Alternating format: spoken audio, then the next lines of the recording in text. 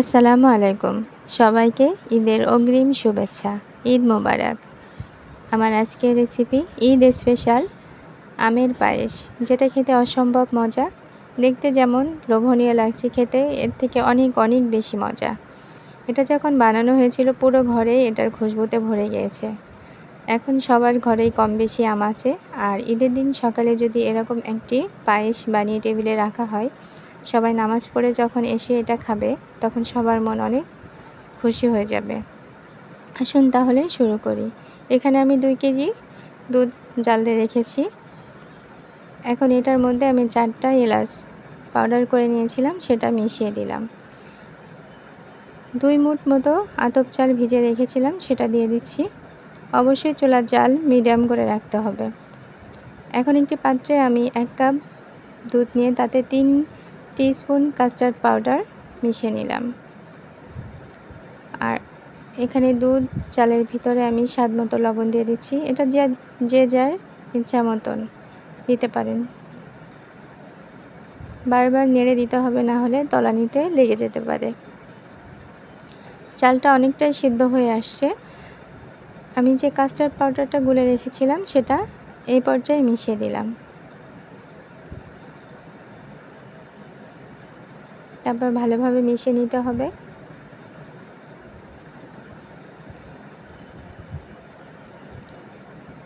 গ্রেভিটা অনেকটাই ঘন হয়ে আসছে।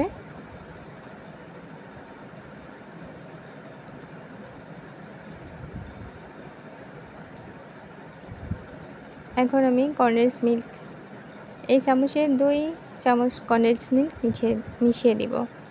এখানে বাড়তি কোনো চিনি আমি ইউজ করব না।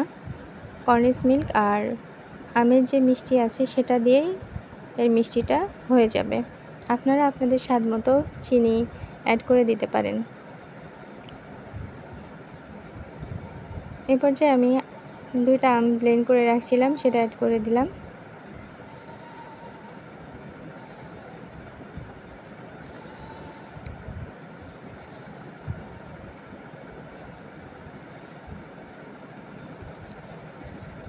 এই পর্যায়ে এত ভালো একটা খুশবু আসছে, মনে হচ্ছে যে কখন হবে আর কখন খাবো, এরকম একটা খুশবু।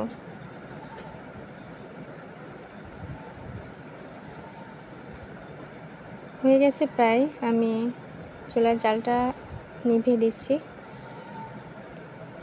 তারপর এটা ঠান্ডা হয়ে গেলে আমি পাত্রে উঠে নিচ্ছি। দেখেন কতটা মানে গ্রেভিটা কতটা ঘন হয়ে গেছে।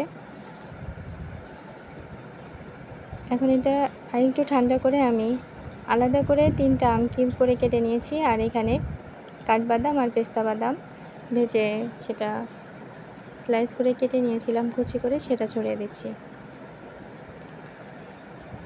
অর্ধেক আমি পায়েসের সাথে মিশিয়ে দেব আর অর্ধেক উপরে ছড়িয়ে দেব।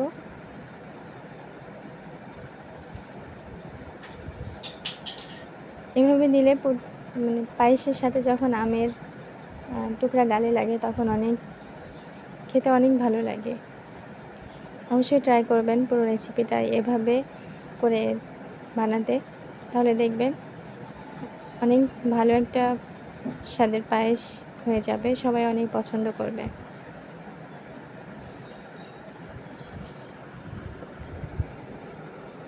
দেখতে কতটা লোভনীয় লাগছে।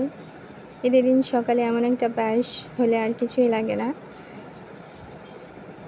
আমার রেসিপি যদি ভালো লেগে থাকে ভিডিওটি বন্ধু পরিবার সবার সাথে শেয়ার করবেন, আর যদি ভালো লাগে লাইক কমেন্ট শেয়ার করে সাবস্ক্রাইব করে নিয়মিত সাথে থাকবেন।